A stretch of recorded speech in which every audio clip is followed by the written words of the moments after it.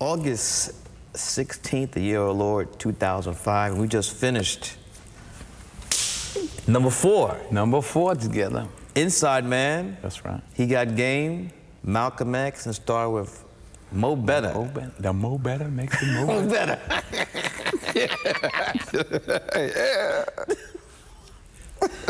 I would just like to say, and there's no BS, I mean, it's been a pleasure, you know, for us, really, for me. And I'm really proud of the 4 films we've done. Right, me too. And the work, you know. We're getting old, Spike. We're getting old. We're getting old.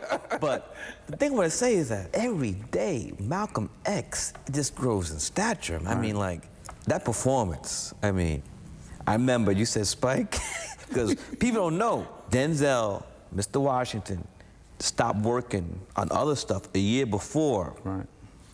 To prepare for that film. Well, you know, there was a lot of pressure, bro. My brother, there was a lot of pressure. We had this running joke where we had our passport. We was ready to go. As the minister said, a lot of people love the Honorable Elijah Muhammad. My arms are so long, I can't reach but so far. He was dead serious, too. But I give you credit just for the bravery, man. But you know, I did have to go to Chicago, though. Yeah, I had to sit down, that's right. I had to have a sit down with the minister. That's correct. What is the hardest role? Let's maybe take Malcolm X out of the equation, but... Because that wasn't the hardest one. The hardest ones are the ones that you don't want to be there. Oh, that's true. Malcolm X really wasn't hard because I had done the play. Right. Chickens come home to roost, right? Yeah, so I felt comfortable that I could do it. And, you know, I got the gift of gab anyway.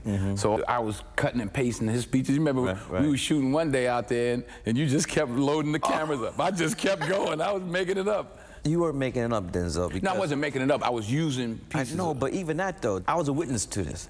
You channeled the spirit of Malcolm. Because I remember one specific time where, you know, we went to Malcolm's speeches. And once you finished with the text, you kept on going. Right. And we I didn't say cut. Right. We kept loading the camera. We kept loading the camera. And there were many times in that film where we all had to pinch ourselves because we thought we saw the reincarnation of Malcolm. It wasn't about impersonation, you know. Try to capture the spirit. The spirit, and just trying to, you know, act as well. I'm going to look like him and that, but that's just surface stuff. Will Smith called me before he started Ali, and he was saying, what should I do, you know, and he did the voice for me, and he had it. I said, I think you should go to Michigan and pray with Ali. When I did Malcolm X, I would just pray every morning, you know, before I came out of that trail. I was like, Malcolm, come on, you know, because it's not for me. Right. You know, it's for him and for those, hopefully, that he affected. What attracted you to the script Inside Man and the role of Detective Keith Frazier? Yes. I just, you know, same kind of thing. I was like, whoa, this is a good read. I don't know if you remember this. I sent you He Got Game. I said, I know Denzel's not going to want to do this. And I loved it. I know. I I sent you on a humbug. He's not going to want to do this. You didn't think so? Nah. But that time, I just felt this might be a little bit too dark. Right. Nah. I love those scenes where we cut the flashback to the young Jesus. Right. And looking at back, the coaching stuff, you go back to, remember the Titans? Right. You know, when you were... That led to that. But then that's also, that's real. I mean, for me, it's it goes back to like the boys club, just the coaches and all of that. You like coaching, right? I love coaching. That's what I'd be doing if I wasn't acting. For Mo Better, I want to really combine my love of sports and jazz. Growing up in a jazz household. And, you know, in sports, you always hear about these athletes who get career-ending injuries. Right. And for an athlete or a musician, those guys had to start at a very young age. And so what happens when something you devote your whole life to, you can't do again? Right. Oh, the busted lip, huh? The busted lip to someone, you begin the film, you see this kid, Bleak, is getting trumpet lessons when he's 5, 6 years old. Right. So this playing this trumpet, this horns, his whole life, and then what's going to happen to him when he can no longer play? That's actually one of the first times where we felt free to ad-lib more, because we was coming up with stuff. We pasted the girl on the mirror. Oh yeah, it was Giancarlo. Giancarlo. Was but wild. Look at yourself, Wesley, Bill Nunn, Giancarlo, Tane, Jeff Watts, Tane Watts, Robin Harris. Oh, the great Robin Harris. Oh man, said I had a head like a question mark.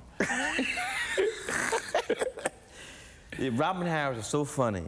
The actors, even if they weren't working that day, they would come in because they know Robin was going to be performing. What Spike did was just, I guess, between setups or whatever, Robin, because it was a stage, and he would go up on stage and just go off and do a show. Oh, man, I walked through there one day. He says, "Oh, Bleek, where you get that suit from?" I said, "I got it from your girlfriend." He said, "Yeah, well, check your drawers. That ain't the only thing you got from her." He said it like, you know, I was like, "Oh, let me get out of here." Question we both asked all the time: are we making progress? Is it getting better?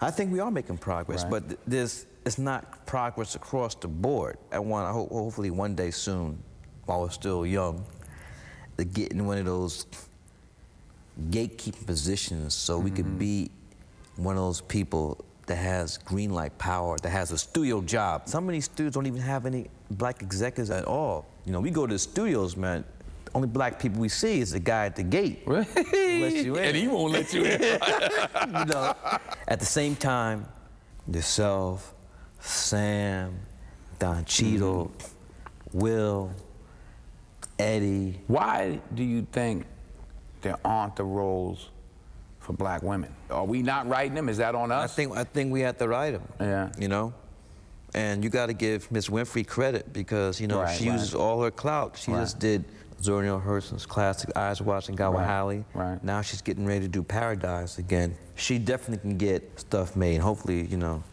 she'll put us on the show too when the movie comes out. Not that we're asking for that. Not that we're asking. We're not asking to be on the show. I just want to ask you what you thought of Do the Right Thing, despite what you thought of Glory.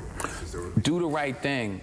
It's a film that has grown on me more and more. It's impressed me more and more. Now I'm really looking at what you're doing. I'm not just looking at the story. I'm looking at how you put it together and the sophistication of the shots. And I appreciate it more because now I'm seeing what you're doing. And then I'm going, man, he was like a kid when he did that. Thank you. All the shots, I mean, I can't take the credit for that. You know, that's Ernest Dickerson. Okay. And also, I like to say that Do the Right Thing was really the first film I felt comfortable working with actors. She's gonna have it in school days, you know, I didn't know I was doing. Glory. What take was that on the tier? Another one of those characters, but especially that scene where I just went to prayer. I just called on all the spirits of all those who had been beaten and hung. And not that I represent them, but I literally, you know, and some people might think it was wacky, but that's all I did. I just said, come on with me. I just want to go out here and represent y'all in some kind of way. And when I walked out the door to come do the scene, it suddenly hit me like, oh, don't everybody, because everybody's getting liberal, and the guy was hitting me. He didn't really want to hit me. It was like a felt whip, but it was wet, so it was starting to hurt.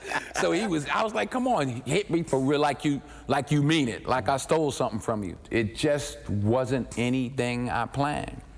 Ed, to his credit, he saw it. He was like, wait, wait. Now we're going to start pushing in. He started, you know, we did a couple of more takes, but it was like he wasn't going to let anybody see him sweat or feel the pain. And it's just one of those moments. Like you said before with Malcolm X, you got to put yourself in a position to be open because stuff like that, you know, our ancestors are out there. Right. And if you're open, we could use that, you know, you gotta have that antenna, but we could draw upon our ancestors. I've done it over and over again. If there's anything I could say to actors, that's what's worked for me more than anything else. More than any technique, more than any amount of training or any amount of luck or anything else you want to call it. How long do you think you like to keep acting? You know, I've been ready to quit acting. Yeah, for a while. Money's too good. Yeah. It's hard to walk away, but No, I just... Would you just be solely director then? You know who I use as a model? I look at Clint Eastwood. That's sort of my model now. I'm like, you know, because there's gonna come a time when I ain't the guy. It's already happening, you know, so not only that, more than that, I like seeing other people do well. I got the most pleasure out of watching Derek Luke and Joy Bryant, you know, grow and seeing where they are now. Before your eyes. Yeah, before my eyes and seeing where they are now. I like being behind the scenes. I don't need to be the guy out front. Well, there was a little bit of time between He Got Game and Inside Man. Let's not be that long next time. Peace. All right, man. All right. Thank you.